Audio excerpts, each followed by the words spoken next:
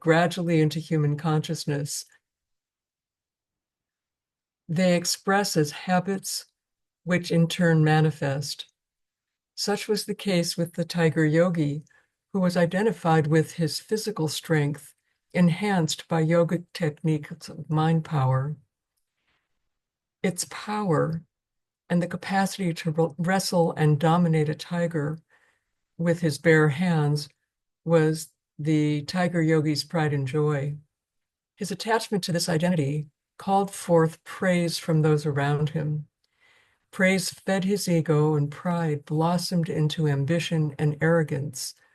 This included not heeding the words of his father, who relayed the warning from the saint who prophesied the tiger yogi's near death in 6-month convalescence.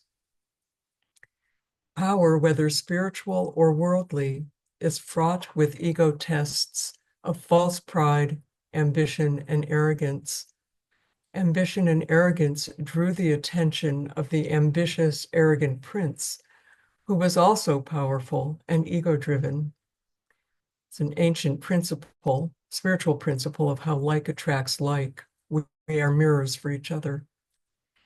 The prince presents himself as a fan of the tiger yogi, which is a ruse, a manipulation, a betrayal of awarding that honor temporarily given to the tiger yogi. The prince is motivated by competition and the desire to dominate the tiger yogi. He traps the yogi into the fight that almost cost the yogi his life. Several lessons are here. 1, the reaction of those around us are reflections of our inner ego self, small self, who responds to our spiritual power symbolized by the yogi when we commit to spiritual practice and path. Some in our community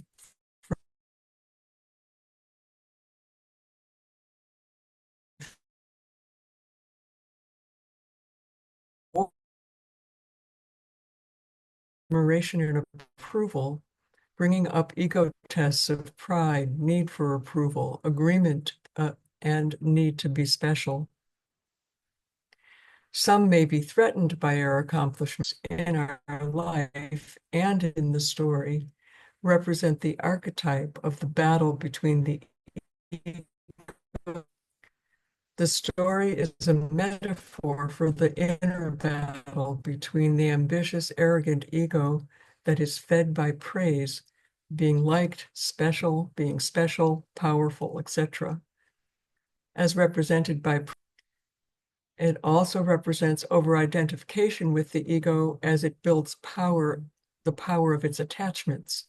The ego, represented by the prince, then seeks to dominate and subdue the spiritual power of the self, as represented by the yogi.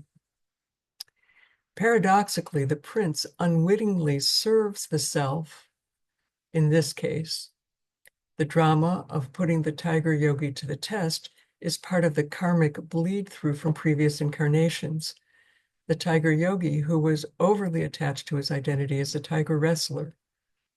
As a result, the tiger yogi recognizes the limitations of that identity.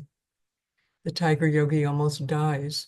This brush with physical mortality is a catalyst for an ego death, a trauma-induced spiritual awakening. The ego death transforms the identity of the tiger yogi into a monk dedicated to the self. And the last lesson is all of our life experiences are in service of the self to ultimately awaken us. Self-realization. Our gifts and talents are an expression of God's gifts. We are instruments for those gifts in service of our own and others' self-realization.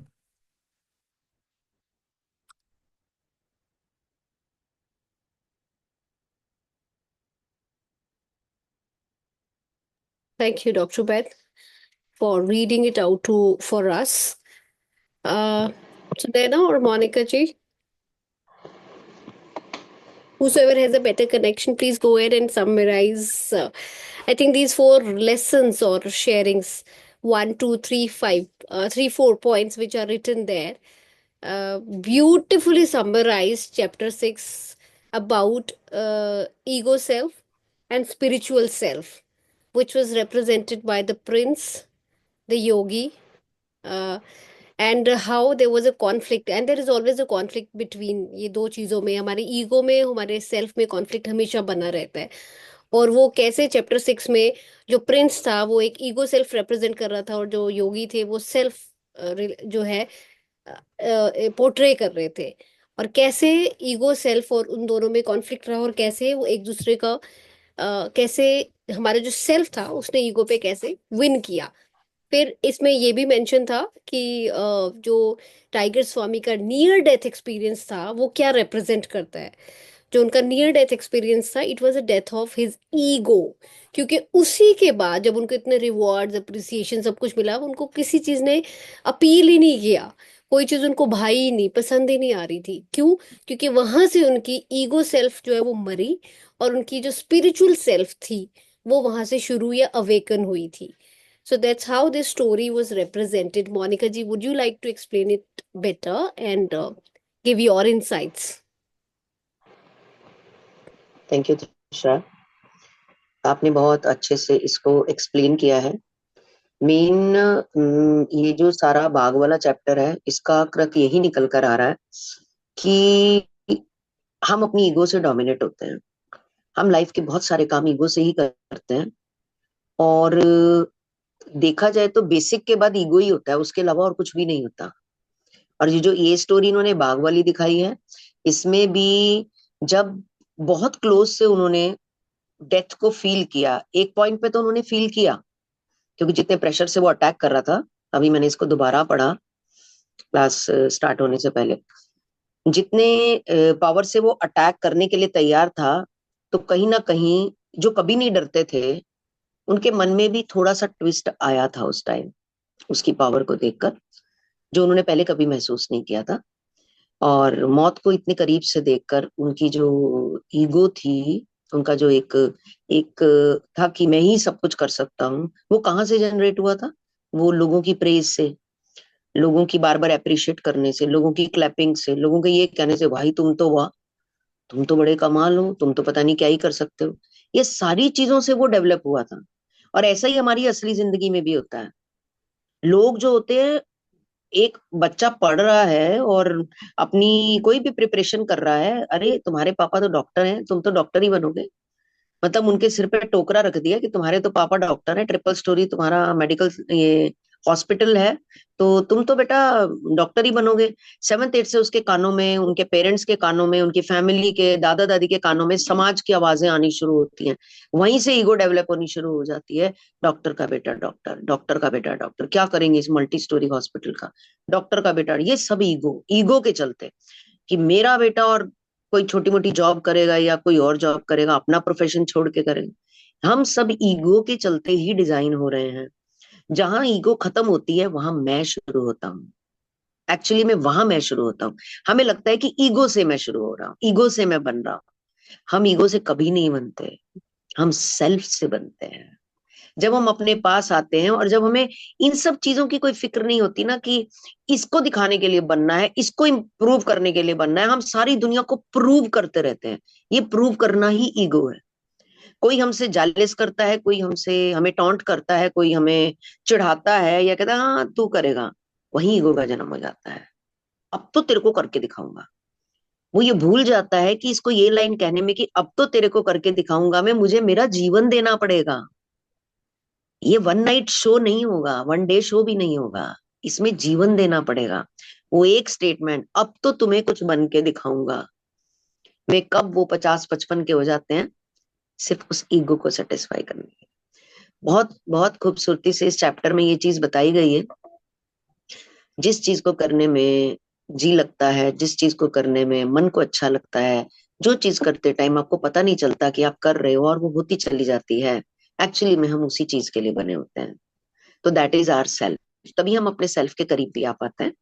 तो जब fight हुआ, last moment था, वहां पर उन्होंने अपनी ego को ढेर होते देखा, और उसके बाद होने वाली तालियां, उन्होंने कहा कि अब ये जो शेर है, ये शर्त के हिसाब से तुम्हारा होगा। शेर का उन्हें मिल जाना, लोगों के अप्रेज मिलना, तालियां, हार मिलना, प्रेज और धन मिलना, सोने की मोहरें उन पर फेंके जाना, कुछ भी उन्हें अब आकर्षित नहीं कर रहा था। अब तक तो करता था पर अब आकर्षित नहीं कर रहा था। और अपनी जो उनकी अंतरिम एक यात्रा थी वो इस मूवमेंट के बाद स्टार्ट हुई। और फिर उन्होंने उस गुरु को, उस पर्सन को ढूंढा, सन्यासी को, जिन्होंने ये भविष्यवाणी की थी कि तुम 6 महीने तक मरणासन अवस्था में रहोगे और उसके बाद तुम्हारी आध्यात्मिक यात्रा स्टार्ट हो जाएगी। और फिर उन्होंने उनको ढूंढा, वो उनसे मिले और फिर वो हिमालय पर भी गए अपनी फर्दर नॉलेज के लिए।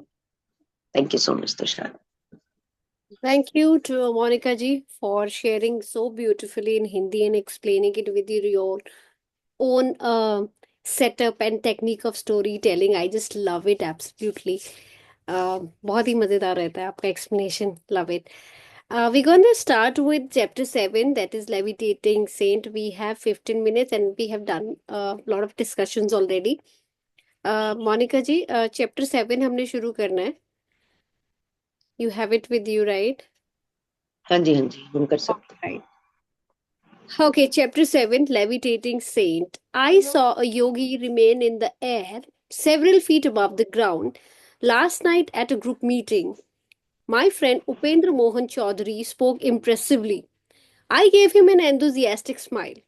Perhaps I can guess his name. Was it Bhaduri Mahashe of Upper Circular Road? Upendra nodded, a little crestfallen not to be a newsbearer. My inquisitiveness about saints was well known to my friends. They delighted in setting me on a fresh track. The yogi lives so close to my home that I often visit him. My words brought keen interest to Upendra's face, and I made a further confidence. I've seen him in remarkable feats. He has expertly mastered the various pranayams mentioned in the ancient eightfold yoga outlined by Patanjali. Once Bhaduri Mahashay performed the Bhastrika pranayam before me with such amazing force that it seemed an actual storm had arisen in the room. Then he extinguished the thundering breath and remained motionless in a high state of super consciousness. The aura of peace after the storm was vivid beyond forgetting. Over to you, Monica ji. जी Tushar, thank you. Chapter 7, प्लवनशील संत। आप देख रहे हैं कि हर chapter में हम एक नया एक्सपेरिमेंट कर रहे हैं संतों के माध्यम से, जो हम सब के लिए भी एक बड़ा ही नया सा अनुभव है। और बाग संत से मिले हम, एक जो सुगंध फैलाते थे उनसे मिले हम। उससे पहले भी जिनकी बाजू पे काफी ज्यादा घाव हो गया था और फिर सुबह उनका घाव ठीक भी हो गया, पुलिस वालों के साथ भेंट हुई थी, उनके बारे में सुना हमने। और एक जगह उनके पीछे से किसी संत ने उनको बुलाया और ताबीज वाली भविष्यवाणी करके चले गए, उनको सुना हमने। हम एक चीज इसमें गौर कर रहे हैं कि संतों से इनकी मुलाकात निरंतर होती जा रही है।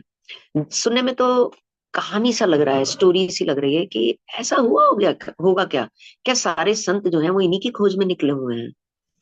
एक एक करके उन्हें मिलते जा रहे हैं। संत तो आज की डेट में भी हैं, हमें क्यों नहीं मिल रहे हैं? ये बिल्कुल वही वाली चीज है कि जो उनकी मन स्थल पर चल रहा है, जो उनके मन में चल रहा है, जो उनकी बॉडी दिन रात सुन रही है, वो उन्हीं चीजों को अट्रैक्ट कर रहे हैं। आजकल ये जितनी भी किताबें हम लॉ ऑफ अट्रैक्शन और इन सब पे पढ़ते हैं, आज हम बाहर के लोगों ने लिखी हुई हैं, विदेशियों ने लिखी हुई हैं और हम पढ़ रहे हैं, ये वही है जो इस किताब के अंदर है। इनके मन में बचपन से इस यात्रा के बारे में जिज्ञासा थी और उनकी जिज्ञासा ही इनको इन लोगों से मिलाती चली जा रही है। और यकीनन हम सब लोग भी अगर इसी जिज्ञासा के साथ आगे बढ़ेंगे कि हमें लर्नेबल रहना है, टीचेबल रहना है, कुछ नया सीखना है, ग्रो करना है, प्रोग्रेसिव रहना है, तो शायद माइट बी हम इसी वजह से इस क्लास में भी बैठे हुए हैं, क्योंकि ऐसे प्रश्न हम लोग के मन के भीतर भी निरंतर चल रहे हैं। कुछ नया जानना जो हमें अभी तक पता नहीं है, पर वो हमारी किताबों में बंद है। तो बहुत अच्छा एग्जाम्पल है प्लवनशील संत। एक और संत मिल गए उनको, और जब उनका जो दोस्त है, एक मित्र है उपेंद्र मोहन, उन्होंने जब बात की कि मैं कल एक योगी से मिला और वह जमीन से कुछ फुट ऊपर मैंने उन्हें ठहरे हुए देखा, तो इनके फ्रेंड्स को भी पता चल गया था कि जो सन्यासी हैं वो इनको बहुत उत्सुक करते हैं, एक्साइट कर देते हैं बहुत ज्यादा। तो इसीलिए वो थोड़े पंगा टाइप भी लेते थे उनसे, थोड़ा कौतूहल वल भी उन्हें बताते थे, और थोड़ा मतलब क्योंकि वो क्रेजी हो जाते थे, इसलिए संतों की बात तो उन तक पहुंचा ही देते थे, क्योंकि उन्हें लगता था हमारे तो मतलब का ऐसा कुछ नहीं है इसमें, हाँ इसके काम आ सकती है ये चीज। तो ऐसे ही उपेंद्र मोहन ने बताया कि मैं कल एक सन्यासी से मिला था, योगी से, वो जमीन से कुछ फुट ऊपर ठहरे हुए थे। तो योगी जी ने भी बड़े मुस्कुराकर कहा कि मैं तो तुम्हें उनका नाम भी बता सकता हूँ, भादुड़ी महाशय, क्योंकि इनका भी नॉलेज बैंक संतों को लेके काफी विशाल होता चला जा रहा था, क्योंकि इनका फील्ड यही था और इनकी भूख भी यही थी। तो उपेंद्र ने थोड़ी हैरानी से सिर हिलाया और उनका हल्का सा चेहरा उतरा कि अच्छा तुम्हें मालूम है इनके बारे में। और मित्र को हैरानी हुई कि जिनके बारे में वो बता रहे हैं मुझे भली भांति मैं उनसे परिचित था, और उन्हें ये भी पता था कि जैसे ही वो मुझे कोई नई जानकारी देंगे मैं उनके पीछू पड़ जाऊंगा बिल्कुल, और खोज के ही रहूंगा उनको कि वो कौन से संत थे। ऐसा मित्रों को मालूम था, इसलिए वो उन्हें बताते रहते थे। तभी योगी ने बताया कि वो योगी महाराज तो मेरे घर के बिल्कुल पास रहते हैं और मैं उनसे मिलता भी रहता हूँ। तो उपेंद्र थोड़े से एक्साइटेड हो गए, अच्छा मुझे और बताओ उनके में, क्योंकि हवा में लटके हुए हैं, हवा में बैठे हुए हैं, तो ये भी काफी एक्साइटेड है, सुनकर ही लग रहा है एक्साइटेड, जिसने देखा होगा उसको तो और भी अचंभा हुआ होगा। तो वे बोले कि उनके मैंने तो बहुत कमाल देखे हैं, मतलब तुमने तो उन्हें हवा में बैठे हुए देखा है, मैंने तो उनके बहुत कमाल देखे हैं। जो पतंजलि हमारा योग ग्रंथ है, उसमें वो विभिन्न तरह के प्राणायाम करने में पारंगत है, वो बहुत अच्छे अच्छे तरीके के, बहुत गहरे गहरे तरीके के प्राणायाम करते हैं। और भ्रस्तिका प्राणायाम एक बार उन्होंने इतनी जोर से किया, भ्रस्तिका प्राणायाम जिसमें हम लंबी सांस खींच के पेट को अंदर बाहर करते हैं, कि इतनी जोर से उन्होंने किया कि कमरे में तूफान आ गया हो, ऐसा लगा कि कमरे में तूफान ही आ गया, यानी कि हवा का तूफान आ गया। फिर उन्होंने बहुत तेज गर्जन करी और जो अपने श्वास थे उनको बंद कर दिया बिल्कुल, और फिर चेतनता में, यानी कि गहरी समाधि में चले गए और उच्च अवस्था में पहुंच गए और शांत होकर बैठ गए। देखिए ये योगी जी उपेंद्र को बता रहे हैं, जिन्होंने उनको इसकी जानकारी दी है। और तूफान के बाद शांति का वातावरण ऐसा था कि मैं उसे भुला नहीं सकता, कि जब भ्रस्तिका से उन्होंने इतनी तेज श्वास क्रिया की कि कमरे में यूं लगा हवा का तूफान चल पड़ा है। उसके बाद उन्होंने एक लंबी सांस छोड़ी और अपनी सांस को बंद कर दिया, और फिर वो उच्च अवस्था की समाधि में चले गए। मैं उस मोमेंट को भुला नहीं सकता, क्योंकि जितना भ्रस्तिका करते हुए तेज उनके चेहरे पर आ रहा था, उससे ज्यादा कहीं ज्यादा कमरे में जो फील कर पा रहे थे, वो इतना प्रभावपूर्ण वातावरण था। वो बोले कि मैं अभी तक उसको भुला नहीं पाया, और मैंने सुना है कि वो घर से बाहर भी नहीं निकलते। और उपेंद्र हैरान होकर सुन रहे थे कि ऐसा भी हो सकता है कि कोई घर से बाहर ना निकलता हूँ, उनको हैरानी हो रही थी सुनकर। जी Tushar. Thank you. I've heard that the saint never leaves his home. Upendra's tone was a trifle incredulous. Indeed, it is true. He has lived indoors for the past 20 years. He slightly relaxes his self imposed rule at the times of our holy festivals when he goes as far as his front sidewalk. The beggars gather there because Saint Baduri is known for his tender heart. How does he remain in the air, defying the law of gravitation? A yogi's body loses its grossness after use of certain pranayams. Then it will levitate or hop about like a leaping frog. Even saints who do not practice a formal yoga have been known to levitate during a state of intense devotion to God. I would like to know more of this sage. Do you attend his evening meetings? Upendra's eyes were sparkling with curiosity. Yes, I go often. I'm vastly entertained by the wit in his wisdom. Occasionally, my prolonged laughter mars the solemnity of his gatherings. The saint is not displeased, but his disciples look daggers. On my way home from school that afternoon, I passed Bhaduri Mahashay's cloister and decided on a visit. The yogi was inaccessible to the general public. A lone disciple, occupying the ground floor, guarded his master's privacy. The student was something of a mari- martinet. He now inquired formally if I had an engagement. His guru put in an appearance just in time to save me from summary ejection. Over to you, Monica ji. जी तुषार। हम्म। वास्तव में ये सच है कि वो पिछले 20 वर्षों से अपने घर से बाहर ही नहीं निकले, ये तो बहुत अचंभित करने वाली बात है कि एक व्यक्ति 20 साल तक घर से बाहर नहीं निकला हो और केवल पर्व त्योहारों पर ही वे अपने इस नियम को थोड़ा सा ढील दे देते थे और अपने घर के अहाते के ठीक सामने की पगडंडी तक जाते थे, जहाँ पे कुछ भिखारी आ जाते थे, क्योंकि वो कुछ दान भी करते थे। दयाद्र हृदय मतलब वो अपने सॉफ्ट हार्ट के लिए काफी फेमस थे, कि जब वो बाहर आते होंगे तो कुछ बांटते होंगे, फल, भोजन, मिठाई, कुछ भी, एनीथिंग। गुरुत्वाकर्षण के नियम को ठुकरा कर वो हवा में कैसे रह पाते हैं, ये वाक्य में ही बहुत आकस्मिक सा प्रयास है कि कोई हवा में कैसे बैठ सकता है गुरुत्वाकर्षण के नियम को ठुकरा कर। और बहुत सारे योगी जो हैं वो प्राणायाम के द्वारा अपने शरीर की जड़ता को नष्ट कर लेते हैं, खत्म कर लेते हैं, यानी कि लाइट कर लेते हैं अपने शरीर को। उनका शरीर हवा में उठता है या फिर वो मेंढक की तरह कूद भी सकते हैं, फुदक भी सकते हैं यहाँ से वहां। और जो योगाभ्यास नहीं करते वो ईश्वर के प्रति तीव्र भक्ति में लीन होकर भी इस प्रकार की क्रियाएं कर सकते हैं।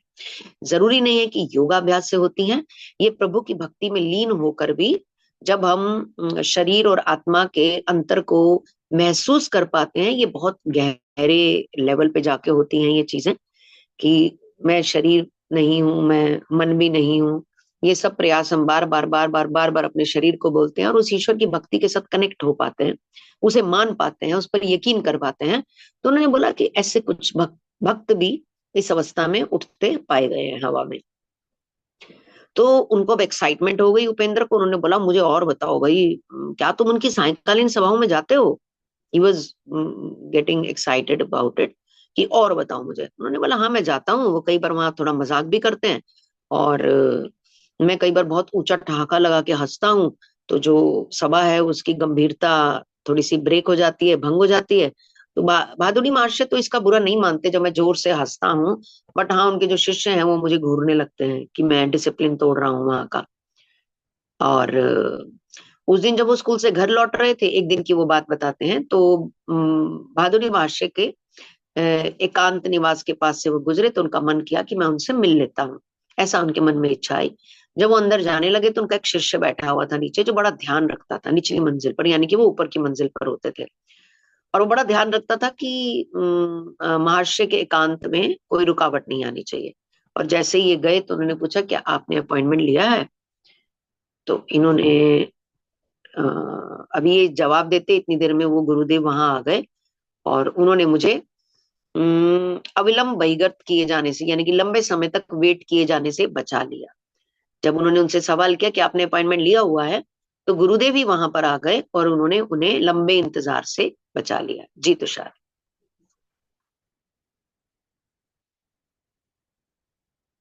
जी thank you Monica ji. One moment. या Let Mukunda come when he will. The sage's eyes twinkled. My rule of seclusion is not for my own comfort, but for that of others. Worldly people do not like the candor that shatters their delusions. Saints are not only rare, but disconcerting. Even in scripture, they are often found embarrassing. I followed Bhaduri Maharshi to his austere quarters on the top floor, from which he seldom stirred.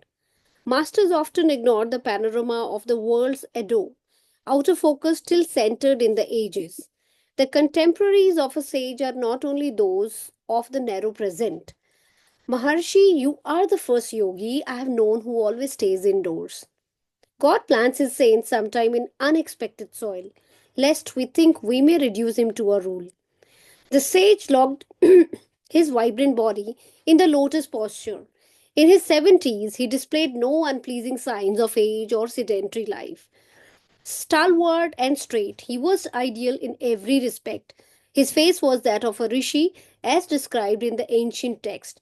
Noble headed, abundantly bearded, he always sat firmly upright, his quiet eyes fixed on omnipresence. Over to you, Monica ji. जी Tushar, thank you. उन्होंने क्या बोला कि मुकुंद जब भी आना चाहे उनको आने दिया करो। मेरा जो नियम है एकांत का वो मेरी अपनी सुविधा के लिए नहीं है बल्कि सबके लिए है।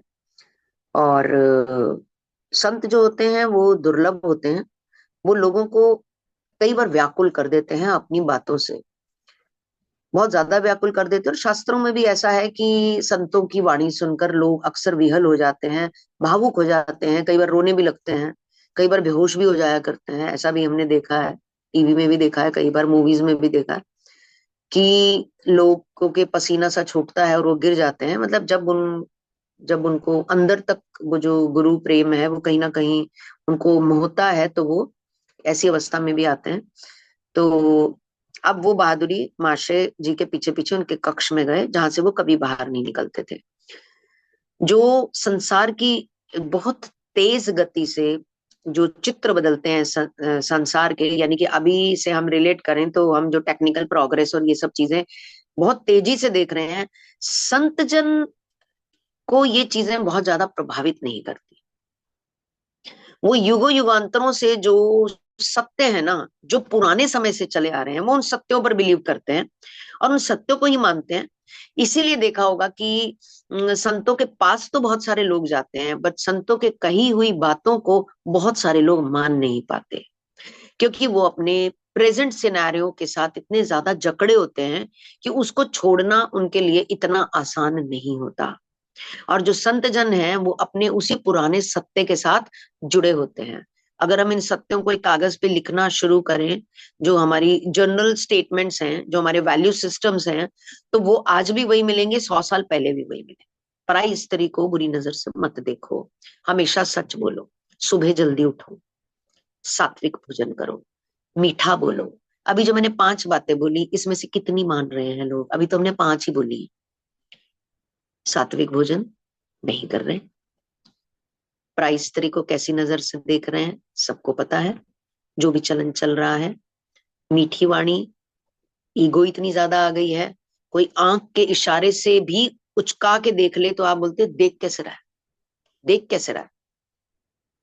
मतलब ये तो जस्ट छोटे से एग्जाम्पल 5 लिए हैं मैंने, ऐसे 50 एग्जाम्पल हैं जो सत्य हैं। 100 सालों से, 5000 सालों से, महाभारत से, रामायण से, वो आज भी सत्य हैं। पर हम कितने मान रहे हैं? वो कह रहे कि संतों को इस प्रोग्रेस से बहुत ज्यादा फर्क नहीं पड़ता। वो उनके जो नियम बने हुए हैं, सुबह 4 बजे उठना, स्नान करना, अपना भोजन करना, पाठ करना, तप करना, वो आज भी वही। वो कह रहे उनमें कोई परिवर्तन नहीं आया। और महर्षि, जहां तक मैं जानता हूं, आप पहले ऐसे योगी हैं जो घर के अंदर ही रहते हैं। वो कहते हैं कि भगवान कभी कभी संतों को ऐसी परिस्थितियों में डाल देते हैं कि हमें एक एक विशिष्ट नियम की चौखट में बिठा दिया जाता है। ये भी आदेश कहीं ना कहीं ईश्वर की तरफ से ही आता है, नहीं तो इतना बड़ा एक निश्चय कर लेना कि घर से बाहर नहीं निकलेंगे, कोई आसान नहीं है। यमुनानगर में भी एक जंगला वाले माता जी हैं, मैं जानती हूँ उनको। वो भी पिछले शायद 20 सालों से अपने घर से बाहर नहीं निकली हैं। मतलब जो उनका टेम्पल प्लेस है जहाँ पे वो रहती हैं, उनका पर्टिकुलर रूम है, उस रूम से वो प्रवचन के लिए आती हैं और फिर वहां से अपने रूम में। इसके अलावा उन्हें नहीं पता यमुनानगर कि किस हिस्से में क्या चल रहा है, क्या प्रोग्रेस हो रही है, कितने बाग बन गए हैं, कितने थिएटर बन गए हैं, कितने होटल बन गए हैं, उनको कुछ नहीं पता।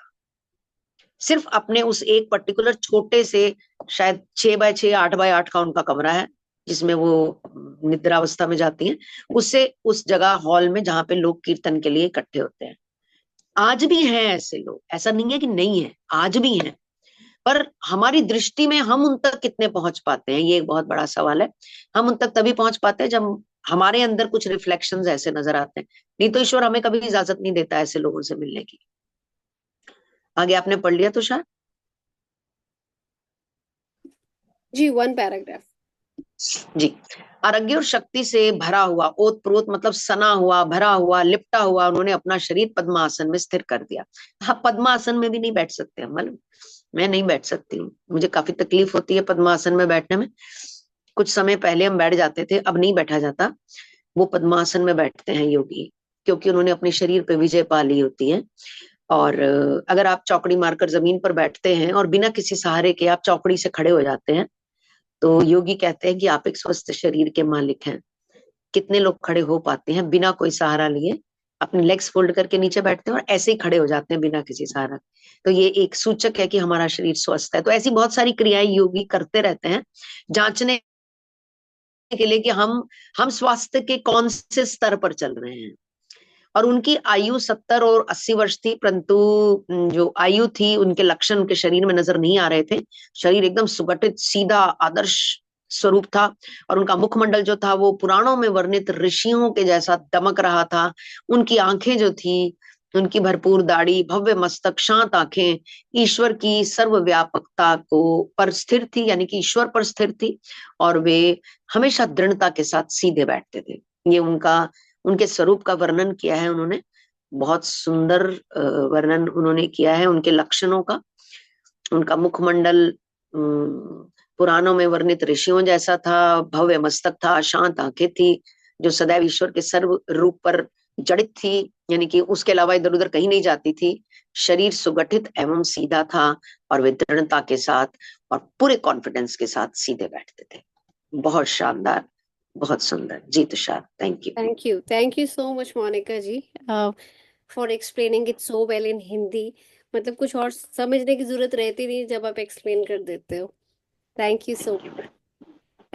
Great. So it is 3 past 8. I think if anyone wants to share anything, I think we have had a discussion prior to book reading, but still, if you have something like Sheetal and Sunaina, we missed listening to them. Sunaina wanted to share, but we were really having a hard time. Sunaina, if you have a good connection and if you feel like sharing something, please come and share with us.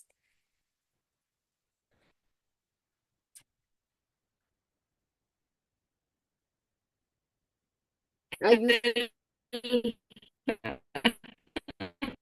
cracking? You're not audible, Sunaina. It's cracking a lot. Hi, am I audible? Yes, now you are. Okay. We had a very, I think Tushar का connection अभी lost हो गया है मेरे ख्याल से. I think I'm not able to hear. Yeah, you're stuck. Oh, like next session probably. I think otherwise everybody will be distracted.